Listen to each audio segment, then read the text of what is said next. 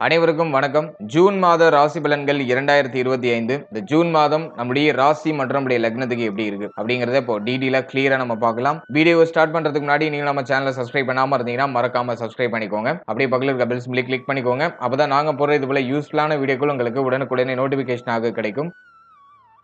இப்போ இந்த ஜூன் மாதம் காலச்சக்கரத்துக்கு முதலாவது ராசியாக வரக்கூடிய மேஷ ராசிக்காரர்களுக்கு எப்படி இருக்கு அப்படிங்கறத பாக்குறதுக்கு முன்னாடி இந்த ஜூன் மாதத்துல பிளானட்டரி பொசிஷன்லாம் எப்படி இருக்கு, கிரகங்கள்லாம் எந்தெந்த இடங்கள்ல சஞ்சாரம் செய்து நமக்கு சாதகமா இருக்கா அப்படிங்கறத ஃபர்ஸ்ட் டீடைலா நம்ம பார்க்கலாம். முதலாவதா நம்முடைய ராசியில இந்த மாதத்துல சுக்கிர பகவானுடைய சஞ்சாரம் இருக்கும். இந்த மாதத்துல கரெக்டா 29ஆம் தேதி வரைக்கும் சுக்கிரன் நம்முடைய ஜென்மஸ்தானத்துல இருப்பாரு. அது நமக்கு இருக்கிற ஒரு பெரிய பலம். அடுத்து நம்முடைய ராசிக்கு 2ஆம் இடத்துல சூரியன் புதன் இணைவு. இந்த சூரியன் புதன் இணைவும் ஆல்மோஸ்ட் நமக்கு ஃபேவர் தான். 5ஆம் அதிபதி 2ஆம் இடத்துல இருக்கிறதுலாம் நல்ல அமைப்பு தான், பெருசா நெகட்டிவ் எல்லாம் கிடையாது. அடுத்தது 3ஆம் இடத்துல இருக்கிற குரு, இதுவும் பெருசா நெகட்டிவா இல்ல. பொதுவா 3ல குரு இருக்கிறது அவ்வளவா சிறப்பு இல்லைனாலும் நம்மளுடைய ராசிப்படி பார்த்தோம்னா 12ஆம் அதிபதி 3ஆம் இடத்துல போய் மறைகிறது திடீர் விபரீத ராஜயோக அமைப்பை இது ஏற்படுத்தும். அதனால மேஷத்துக்கு இது விதிவிலக்கு. மேஷத்துக்கு 3ஆம் இடத்துல குரு இருக்கிறது நல்லதுதான், பெருசா நெகட்டிவ் கிடையாது. அடுத்து நம்முடைய ராசிக்கு 4ஆம் இடத்துல முதல் 6 நாட்கள் மட்டும் செவ்வாய் நீச்ச நிலையில இருப்பாரு. நம்முடைய ராசிநாதன் செவ்வாய் முதல் 6 நாட்கள் மட்டும் நீச்ச நிலையில இருப்பாரு.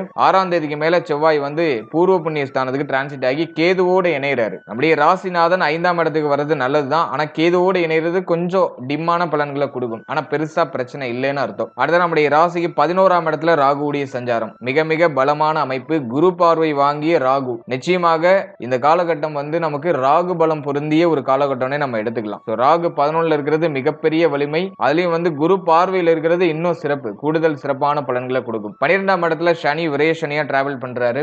தனித்த சனியா இருக்காரு. இந்த காலகட்டத்தை பொறுத்த வரைக்கும் 7.5 சனி பாதிப்பு மேஜரா இருக்காது இந்த ஜூன் மாதத்தை பொறுத்த வரைக்கும். அதே போல மாதத்தோட செகண்ட் ஹாஃப்ல கரெக்டா 15ஆம் தேதி சூரிய பயிற்சி. சூரியன் நம்முடைய ராசிக்கு 3ஆம் இடத்துக்கு டிரான்சிட் ஆகிறாரு. பொதுவா சூரியன் 3க்கு போறது நல்லதுதான். 5ஆம் அதிபதி 3க்கு போற அமைப்பு இருந்தாலும் சூரியன் பொதுவா 3ல இருக்கிறது பலம் தான், பெருசா நெகட்டிவ் கிடையாது. அதே போல புதன் 6ஆம் தேதியே பார்த்தோம்னா செவ்வாய் பயிற்சி தொடர்ந்து புத பயிற்சியும் இருக்கும். 6ஆம் தேதியே புதன் பகவான் நம்முடைய ராசிக்கு 2ஆம் இடத்துல இருந்து 3ஆம் இடத்துக்கு டிரான்சிட் ஆகி ஆட்சி ஆயிடுறாரு. இந்த அமைப்பும் நமக்கு ஆல்மோஸ்ட் ஃபேவரான அமைப்பு தான். புதன் நமக்கு 6ஆம் அதிபதி பிளஸ் 3ஆம் அதிபதி 6 கூடியவர் 3க்கு போறது நல்லதுதான். அதுவுமே திடீர் விபரீத ராஜயோக அமைப்பு தான் ஏற்படுத்துது. இதுதான் இந்த ஜூன் மாதத்துக்கான கிரக அமைப்பு. இந்த ஜூன் மாத ராசி பலன்களை ரொம்ப டீடைலா கிளியரா நம்ம பார்க்கலாம்.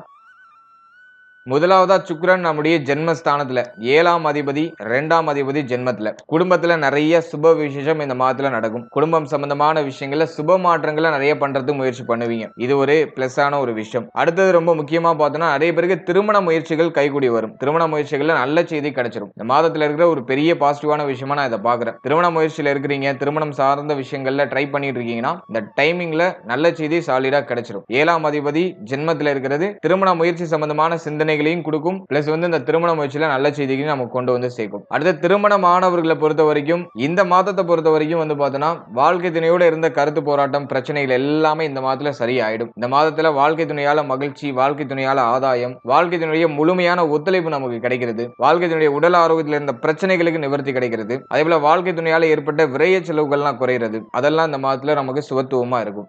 வாழ்க்கை துணைய சப்போர்ட், வாழ்க்கை துணை சார்ந்த விஷயங்கள்ல இருந்த மைனஸான விஷயம் இப்ப பிளஸ்ஸா கன்வெர்ட் ஆயிடும். அது இந்த மாதத்துல இருக்கிற ஒரு பெரிய பாசிட்டிவான விஷயம். அடுத்து சூரியன் புதன் இணைவு. இந்த மாதத்தை பொறுத்த வரைக்கும் ஃபேமிலில ஒரு மாதிரியான குழப்பத்தன்மைகள் தென்படுற மாதிரி இருக்கும். ஏதோ கொஞ்சம் ஃபேமிலில தேவைகள்லாம் அதிகரிக்கிற மாதிரி இருக்கும். ஏன்னா சனியுடைய பார்வை 2ஆம் இடத்துல, சூரியன் மேல சனி பார்வை இருக்கு. இந்த அமைப்பை பொறுத்த வரைக்கும் குடும்பத்துல நிறைய தேவைகள் இருக்கும். எல்லா விஷயத்தையும் நீங்க இறங்கி போய் பண்ற மாதிரியான ஒரு சிச்சுவேஷன் கிரியேட் ஆகும். குடும்ப தேவைகளை பூர்த்தி பண்றதுக்கு ரொம்ப போராடுவீங்க. அதிகமான முயற்சிகளை ஃபேமிலி ரிலேட்டடா எடுப்பீங்க. இந்த அமைப்பு ஒரு வகையில நமக்கு ஃபேவரா இருக்கு. இருப்பினும் ஃபேமிலிக்குள்ள எந்த ஒரு கருத்து வேறுபாடு, எந்த ஒரு வாக்குவாதமும் இல்லாம நம்ம கொஞ்சம் பாத்துக்கிறது நல்லது. ஏன்னா ஃபேமிலி மெம்பர்ஸோட அதிகமான ஆர்குமெண்ட்ஸ் இந்த அமைப்பு ஏற்படுத்தலாம். நீயா நானா அப்படின்ற பாத்துடலாம் அப்படிங்கிற மாதிரியான ஒரு அமைப்பை இது ஏற்படுத்தும். குறிப்பா தந்தை சம்பந்தப்பட்ட விஷயம், தந்தையாரோட அந்த பேச்சுவார்த்தைகள் சார்ந்த விஷயங்கள்ல கொஞ்சம் கவனமா இருக்கணும். அதிகமான கருத்து போராட்டம் ஏற்படுறதுக்கு வாய்ப்பு இருக்கு. அதுலயும் இந்த குடும்பத்துல முடிவெடுக்கிறது சம்பந்தமான விஷயங்கள்ல ஆளாளுக்கு ஒண்ணு சொல்லுவாங்க. உங்களுக்கு அப்படியே ஒரு மாதிரி எதை நம்ம சூஸ் பண்றது அப்படிங்கிற மாதிரியான ஒரு குழப்பத்தன்மை இந்த மாதத்துல ஒரு முதல் 10 நாட்களுக்குள்ள இந்த அமைப்பு வெளிப்படலாம். சோ ஃபேமிலில இந்த ஆர்குமெண்ட்ஸ்லாம் கொஞ்சம் கம்மி பண்ணிக்கிறது நல்லது. மற்றபடி மேஜரா பிரச்சனை இல்ல. குடும்பத்துல அந்த சுப மாற்றம், அதுக்கான பேச்சுவார்த்தைகள் இதெல்லாம் ரொம்ப சிறப்பா இருக்கும். ஆனா அந்த முடிவு எடுக்கிறது சம்பந்தமான விஷயங்கள்ல கொஞ்சம் குழப்பத்தன்மை தென்படலாம். ஆனா சரியாயிடும். எதை பத்தியும் கவலைப்பட வேண்டாம். அதே போல அந்த பேச்சுவார்த்தைகள கொஞ்சம் நிதானமா இருக்கணும். சூரியன் 2க்கு வந்தாலே ரொம்ப கோபமான வார்த்தைகள்லாம் வெளிப்படுறதுக்குலாம் வாய்ப்பு இருக்கு. இந்த பேச்சுவார்த்தைகள ஒரு லிமிட்டேஷன் இல்லாம டக்குன்னு பேசிடுவோம். இந்த பேச்சுவார்த்தைகள் சம்பந்தப்பட்ட விஷயங்கள்ல கொஞ்சம் நிதானமா கவனமா செயல்படுறது நல்லது. அடுத்தது 3ஆம் இடத்துல இருக்கிற குரு. குரு பொதுவா 3ஆம் இடத்துல இருக்கும்போது ஒரு மாதிரியான குழப்பத்தன்மையும் கொடுக்குது. பிளஸ் வந்து பார்த்தோன்னா பய உணர்வையும் கொடுக்குது. ஒரு விஷயம் நடக்குமா நடக்காதா அப்படிங்கிற மாதிரியான குழப்பத்தன்மையை கொடுக்கும். அதே சமயத்துல பய உணர்வையும் கொடுத்துரும். அடுத்தது நம்ம என்ன பண்ண போறோம், எப்படி ப்ராசஸ் பண்ண போறோம் அப்படிங்கிற மாதிரியான பய உணர்வை கொடுக்கும். இது டெம்பரவரியானதான், எதை நினைச்சு கவலைப்பட வேண்டாம். அதே சமயத்துல குரு வந்து 12ஆம் அதிபதி, அவர் வந்து 3ஆம் இடத்துக்கு வருது. திடீர் விபரீத ராஜயோக அமைப்பு. நிறைய பேருக்கு புதுசா நிறைய ஆப்பர்ச்சுனிட்டிஸ் கிடைக்கும். அதை கரெக்டா யூட்டிலைஸ் பண்றதுக்கு நீங்க தயாரா இருக்கணும். அதுதான் நான் இந்த 7.5 சனியில சொல்ற ஒரு அமைப்பு. 7.5 சனி வந்துட்டாலே வரக்கூடிய வாய்ப்பை பயன்படுத்த முடியாத ஒரு தன்மைக்குள்ளேயே நம்மள வச்சுக்கும். குரு 3க்கு வருது, 12ஆம் அதிபதி 3க்கு வருது பார்த்தோம்னாக்கா புதுசா வாய்ப்புகள் நமக்கு கிடைக்கும். ஆனா அதை முடிவு எடுக்கிறதுல நம்ம கொஞ்சம் டிலே பண்ணிடுறதுக்குலாம் வாய்ப்பு இருக்கு. இல்ல வர வாய்ப்பை கரெக்டா யூஸ் பண்ணிக்கங்க. எதை பத்தியும் ஓவரா திங்க் பண்ண வேண்டாம். உங்களுக்கு ஒரு விஷயம் சரின்னு பட்டுச்சுன்னா அதை டக்குன்னு செஞ்சிருங்க. அது உங்களுக்கு நல்ல பலன்களையே கொடுக்கும். அதே போல ஒரு விஷயத்தை பண்றதுக்கு தயங்குறது, புதுசா ஒரு விஷயத்தை ட்ரை பண்றதுக்கு தயங்குவோம். இப்ப இதை பண்ணலாமா அதை பண்ணலாமான்னு பார்த்து பண்ணுவோம். ஆனா ஒரு புதிய விஷயத்தை ட்ரை பண்றது, எக்ஸ்பெரிமெண்ட் பண்றதுக்கு ரொம்ப தயங்குவோம். இந்த நேரத்துல அந்த பயம்லாம் இருக்கக்கூடாது. குறிப்பா இன்வெஸ்ட்மெண்ட், ரொம்ப ஹை இன்வெஸ்ட்மெண்ட், ரொம்ப ஹை ரிஸ்க் அப்படிங்கிற விஷயத்துக்கு மட்டும் ரொம்ப யோசிக்கணும். அந்த விஷயங்கள்லாம் கொஞ்சம் குறைச்சிக்கணும். அந்த விஷயங்கள்லாம் கொஞ்சம் அவாய்ட் பண்ணிக்கணும். 3வது நபரை நம்பி நான் வந்து இன்வெஸ்ட்மெண்ட் பண்றேன், 3வது நபரை நம்பி நான் பணம் கட்டுறேன், 3வது நபரை நம்பி நான் ரிஸ்க் எடுக்கிறேன் அப்படின்னா அதுல யோசிக்கணும். உங்களை நம்பி, உங்களுடைய ஸ்கில்ல நம்பி நீங்க ரிஸ்க் எடுக்கணும் அப்படின்னு நினைக்கிறீங்கன்னா தாராளமா எடுக்கலாம். உங்களை நம்பி நீங்க இறங்குறீங்கன்னா தாராளமா இறங்கலாம். 3வது நபரை நம்பி இறங்குறது இந்த நேரத்துல அட்வைசபிள் கிடையாது. இதுல நம்ம கொஞ்சம் கவனமா இருக்கணும். மற்றபடி வேற ஏதாச்சும் ஒரு நல்ல ஆப்பர்ச்சுனிட்டிஸ் வருதுன்னா ரொம்ப யோசிக்க வேண்டாம், தயங்க வேண்டாம். உங்களுடைய முயற்சிகளை தடை பண்ணாதீங்க. உங்களுடைய முயற்சிகளை தொடர்ந்து செய்யுங்க. அது நல்ல செய்திகளே நமக்கு கொண்டு வந்து சேர்க்கும். அடுத்து இந்த இளைய சகோதரத்துவம் சார்ந்த வகையில சுப விரய செலவுகள்லாம் இருக்கும். இளைய சகோதரத்துவம் சார்ந்த வகையில ஒரு விதமான பய உணர்வும் இருக்கும். அதே சமயத்துல இளைய சகோதரத்துவம் சார்ந்த வகையில சுப விரய செலவு, ஏன்னா குரு 3ஆம் இடத்துக்கு வராரு. இளைய சகோதரத்துவத்தால ஏதோ ஒரு விதமான சுப விரய செலவுகள்லாம் இருக்கிறதுக்கு வாய்ப்புகள் அதிகம். அடுத்த செவ்வாய் நம்முடைய ராசிக்கு 4ஆம் இடம் 5ஆம் இடம் இந்த இடங்கள்ல இருப்பாரு. இந்த மாதத்தை பொறுத்த வரைக்கும் தாயாருடைய உடல் ஆரோக்கியம், மன ஆரோக்கியம், தாய் சம்பந்தப்பட்ட விஷயம் இதுல கொஞ்சம் கவனமா இருக்கணும். அதுலயும் வந்து 5ஆம் இடத்துல செவ்வாய் கேது இணைவு. இந்த மாத பொறுத்த வரைக்கும் பார்த்தோன்னா பூர்வீக சொத்துக்கள் சம்பந்தமான யோசனைகள்லாம் அதிகமா வரும். பூர்வீக சொத்து சம்பந்தமான விஷயங்கள ஒரு சில குழப்பத்தன்மைகள்லாம் வரதுக்கு வாய்ப்பு இருக்கு. அதுல நம்ம கொஞ்சம் கவனமா இருக்கணும். இந்த நேரத்துல பூர்வீக சொத்துல பிரச்சனை வருதுன்னா அதை கொஞ்சம் தள்ளி போடுறதுக்கு முயற்சி பண்ணணும். அதுல நம்ம கொஞ்சம் விழிப்புணர்வோட இருக்கணும். அடுத்தது பார்த்தோன்னா அந்த காதல் உறவு சார்ந்த விஷயங்கள ஒரு விதமான குழப்பத்தன்மைகள் இருக்கும். ஒரு மாதிரி மன நிம்மதி இல்லாத ஒரு தன்மை இது கொடுக்கும். தேவையில்லாத மன உளைச்சலை கொடுக்கும். ஒரு மாதிரி பிரஷர் தன்மையை கொடுக்கும். அதுல நம்ம கொஞ்சம் கவனமா விழிப்புணர்வோட இருக்கிறது நல்லது. அடுத்தது குழந்தை பாக்கியம் சார்ந்த வகையில நிறைய பேருக்கு யோசனை போகும். இன்னொரு குழந்தை பாக்கியம் கிடைக்கல, ஒரு நல்ல செய்தி கிடைக்கல அப்படிங்கிற மாதிரியான கவலை உணர்வை கொடுக்கும். கேது 5ல இருக்கிறது வந்து பார்த்தோன்னா குழந்தை பாக்கியத்துல தாமதப்பட்ட குழந்தை பாக்கியத்தை கொடுக்கிற ஒரு அமைப்பை இது கொடுக்கும். அதனால கொஞ்சம் டிலே ஆகும். ஆனா நல்ல செய்தி கிடைச்சிடும், யாரும் கவலைப்பட வேண்டாம். பர்டிகுலரா இந்த மாதத்தை பொறுத்த வரைக்கும் கொஞ்சம் பொறுமையா டிராவல் பண்ணுங்க. எதுலயும் அவசரம் இல்லாம, கவலை இல்லாம டிராவல் பண்ணுங்க. அதே மாதிரி இந்த பிரெக்னன்சிக்கு ட்ரை பண்றவங்க எல்லாம் வெளியிடங்களுக்கு அதிகமா அலையறத அவாய்ட் பண்ணிக்கோங்க. டிராவலிங் அதிகமா குறைச்சுக்கோங்க. இந்த வண்டி வாகனங்கள் அதிகமா டிராவல் பண்றதெல்லாம் குறைச்சுக்கோங்க, குறிப்பா பெண்கள். அதே மாதிரி அதிகமான கவலை எண்ணங்கள், எப்போதும் இந்த டிப்ரெஷன் ஸ்டேட்ல இருக்கிறது. அதெல்லாம் நம்ம கொஞ்சம் அவாய்ட் பண்ணிக்கணும். டயத்துக்கு சாப்பிட்டுட்டு ரிலாக்ஸா தூங்கணும். இதெல்லாம் நீங்க கொஞ்சம் பராமரிச்சுக்கிறது நல்லது. இதனால கூட அந்த குழந்தை பாக்கியத்துல ஒரு சில தாமதங்கள் ஏற்படலாம். இது சயின்டிபிக்கா உள்ள ஒரு விஷயம். அதனால இப்ப நான் சொல்லியிருக்க விஷயங்கள்லாம் கொஞ்சம் அவாய்ட் பண்ணி, கொஞ்சம் நியூட்ரலைஸ் பண்ணி நீங்க டிராவல் பண்ணும்போது நல்ல செய்தி மிக விரைவாகவே நமக்கு கிடைச்சிடும். ஒரு சிலருக்கு மருத்துவ செலவுகளோட நல்ல செய்திகள் கிடைக்கும். ஒரு சிலருக்கு வந்து மருத்துவரின் ஆலோசனைப்படி ஒரு நல்ல செய்திகள், சுப செய்திகள் குழந்தை பாக்கியம் சார்ந்த வகையில கிடைக்கும். அடுத்தது பிள்ளைகள் சம்பந்தப்பட்ட விஷயங்களை பொறுத்த வரைக்கும் இந்த மாதத்துல பர்டிகுலரா பிள்ளைகள் சார்ந்த எல்லா விஷயத்திலும் என்டையரா நம்ம கவனமா இருக்கணும். அவருடைய உடல் ஆரோக்கியம், மன ஆரோக்கியம், பிள்ளைகள் சம்பந்தப்பட்ட அனைத்து விஷயத்திலும் நம்ம கவனமா இருக்கணும். பிள்ளைகள் பற்றிய கவலைகள் இந்த மாதத்துல அதிகரிக்கிறதுக்கு வாய்ப்பு இருக்கு. அதாவது உடல் ஆரோக்கியம் சார்ந்து இருக்கலாம், அல்லது அவருடைய செயல்பாடுகள் சார்ந்து இருக்கலாம். இப்படி A to Z ஏதோ ஒரு விஷயத்தினால பிள்ளைகள் சார்ந்த விஷயங்கள்ல கவலைகள் அதிகரிக்கலாம். எனவே இந்த மாதத்துல பிள்ளைகள் சார்ந்த விஷயங்கள்ல கொஞ்சம் நம்ம கவனமா செயல்படுறது நல்லது. எதையும் ஓவரா திங்க் பண்ணி உங்களை நீங்களே வருத்திக்க வேண்டாம். அதே மாதிரி பிள்ளைகளுக்கு சுப விஷயம் பண்ணணும்னு ஆசை வரும். இப்ப அதே மாதிரி பிள்ளைகளுடைய எதிர்காலம் பற்றிய சிந்தனை வரும். பிள்ளைகளுக்கு ஒரு நல்ல செய்தி கிடைக்கல, ஒரு சுப விசேஷம் சரியா நடக்க மாட்டேங்குது, ஒரு நல்ல செய்தி வர மாட்டேங்குது அப்படிங்கிற மாதிரியான கவலை உணர்வை இது கொடுக்கும்.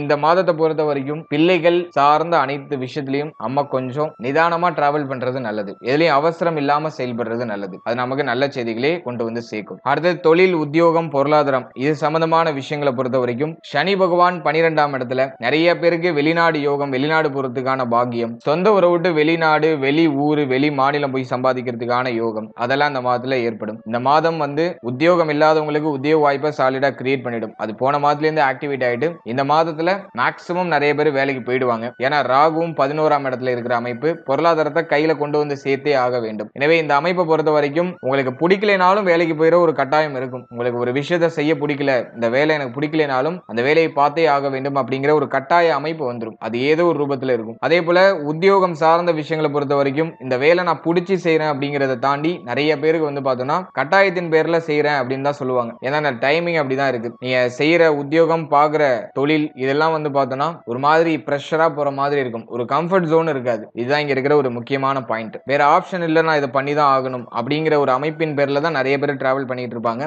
இந்த மாதத்தை பொறுத்த வரைக்கும் ஒரு கம்ஃபர்ட் ஜோன் இருக்காது. ஆனா வந்து பொருளாதார வரவுக்கோ உடைய உத்தியோகம் தொழிலுக்கோ எந்த ஒரு பெரிய பங்கமும் இருக்காது. அது நம்ம இந்த மாதத்துல இருக்கிற ஒரு பெரிய பாசிட்டிவான விஷயமா எடுத்துக்கலாம். மேலும் இந்த பொருளாதார ரீதியா இருந்த நெருக்கடி இந்த மாதத்துல பர்டிகுலரா குறைஞ்சிரும். அதிகமா இருந்த விரைய செலவு, தண்ட விரைய செலவு, பொருளாதாரம் இன்மை அப்படிங்கிற ஒரு பிரச்சனை அதெல்லாம் இந்த மாதத்துல பர்டிகுலரா குறைஞ்சிரும். கையில பணப்புழக்கம் வந்துடும். நீங்க ஸ்டாப் பண்ண விஷயத்தெல்லாம் ரீஸ்டார்ட் பண்ணிடுவீங்க. உங்களுக்கு என்ன தேவையோ அதை நோக்கி இப்ப பயணிக்க ஆரம்பிச்சிடுவீங்க. பண பற்றாக்குறை அப்படிங்கிற அந்த ஒரு பிரச்சனை இந்த மாதத்துல பர்டிகுலரா இருக்காது. அது நமக்கு இருக்கிற ஒரு பெரிய பாசிட்டிவான விஷயம். அடுத்து கடன் சார்ந்த விஷயங்களை சிந்தனை போகும். நிறைய பேருக்கு கடன் அதிகரிக்கிற மாதிரியே ஃபீல் ஆகும். அப்படி இல்லைன்னா நிறைய பேர் பார்த்தோன்னா கடன் வாங்கி ஏதாச்சும் மாற்றம் பண்ணலாம் அப்படின்னு யோசிப்பாங்க. பழைய கடனை கட்டி முடிச்சு புதிய கடனை ஒரு சிலர் வாங்குவாங்க. இந்த அமைப்பு இந்த மாதத்துல ஆக்டிவேட் ஆகுது. கடன் சார்ந்த விஷயங்கள்ல கொஞ்சம் கவனமா இருக்கணும். எதுலையும் அகலக்கால் வச்சிடாம இருக்கிறது நல்லது. இதை மட்டும் நீங்க கொஞ்சம் வாட்ச் பண்ணிக்கிறது நல்ல பலன்களை பெற்றுக் கொடுக்கும். அடுத்தது மாணவ மாணவிகளை பொறுத்த வரைக்கும் நிறைய டிஸ்ட்ராக்ஷன்ஸ் வர மாதிரி ஃபீல் ஆகும். சிந்தனை வந்து ஒரு பக்கமா ஒரு விஷயத்து மேல போக்கஸ்டா இருக்காது. மைண்ட்ல ஏதோ ஒரு விதமான கவலை, கலக்கம், மைண்ட் அப்படியே மாறிக்கிட்டே இருக்கிற மாதிரி ஃபீல் ஆகும். மென்டலி தேவையில்லாத பிரஷர்ஸ் எல்லாம் நம்மளுடைய மைண்ட்ல இறங்குற மாதிரி இருக்கும். எனவே ஸ்டூடெண்ட்ஸ் கொஞ்சம் போக்கஸ்டா இருக்கணும். படிப்புல கொஞ்சம் நிதானமா கவனமா செயல்படுறது நல்லது. தேவையில்லாத விஷயங்கள்லாம் யோசிச்சு ரொம்ப ஓவர் திங்க் பண்ண வேண்டாம். படிச்சுட்டு இருக்க மாணவ மாணவிகள் படிப்புல கொஞ்சம் ஹை போக்கஸ்டா இருக்கிறது நல்லது. முக்கியமா உங்களுடைய உடல் ஆரோக்கியத்துல கவனம் செலுத்திக்கோங்க. தினமும் மெடிடேஷன் பண்ணிட்டு உங்களுடைய ஸ்டடீஸை ஸ்டார்ட் பண்ணுங்க. அது உங்களுக்கு இன்னும் எஃபெக்டிவான மெத்தட கொடுக்கும். அதே போல இந்த மாதத்தை பொறுத்த வரைக்கும் மேஜரா இருந்த குழப்பம், கல்வி ரிலேட்டடா மேஜரா இருந்த குழப்பம், அடுத்து நம்ம எந்த கோர்ஸ் நம்ம சூஸ் பண்றது, எதை நோக்கி நம்ம டிராவல் பண்றது, நம்மளுடைய கெரியரை எப்படி நம்ம அமைச்சுக்கிறது அப்படிங்கிற மாதிரியாக இருந்த அந்த குழப்பங்கள் எல்லாமே வந்து பார்த்தோம்னா இந்த ஜூன் மாதத்துல 6ஆம் தேதிக்கு மேல சரியாயிடும். தெளிவுக்கு வந்துருவீங்க. எதை சூஸ் பண்ணுங்கிற ஒரு முடிவு எடுத்துருவீங்க. ஒரு தெளிவான புரிதல் இதெல்லாம் நமக்கு டிஃபால்ட்டா கிரியேட் ஆயிடும். 6ஆம் தேதி வரைக்கும் நிதானம் தேவை. 6ஆம் தேதிக்கு மேல தெளிவுக்கு வந்துருவீங்க. மற்றபடி படிப்பு சார்ந்த வகையில பெருசா குழப்பம் இல்ல. கொஞ்சம் போக்கஸ்டா இருக்கிறதுக்கு முயற்சி பண்ணுங்க. நிறைய டிஸ்ட்ராக்ஷன்ஸ் வரும். தேவையில்லாத பய உணர்வுகள் அப்படியே மைண்ட்ல அப்படியே ஓடிக்கிட்டே இருக்கும். அதெல்லாம் கொஞ்சம் அவாய்ட் பண்ணிட்டு படிப்புல மட்டும் போக்கஸ் பண்ணுங்க. நல்ல செய்திகள் நிச்சயமாக நமக்கு கிடைக்கும். ஃபைனலா உடல் ஆரோக்கியம்